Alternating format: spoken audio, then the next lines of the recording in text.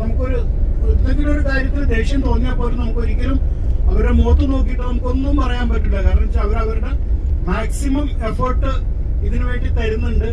നമ്മുടെ മക്കൾ എങ്ങനെയാണോ നോക്കുന്നത് അതുപോലെ തന്നെ കെയർ ചെയ്തിട്ടാണ് അവർ നമ്മളെ കൊണ്ട് പോകുന്നത്. വളരെയധികം ഇഷ്ടപ്പെട്ടു.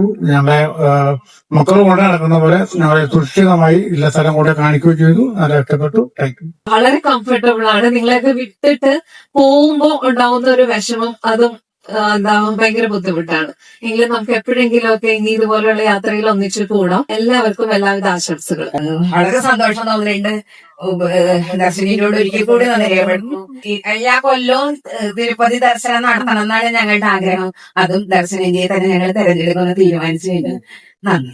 കാണാനും എല്ലാവരുമായിട്ടും സംസാരിക്കാനും ഒക്കെ ആ ഒരു അവസരം ഇവരെ നമുക്ക് നൽകി.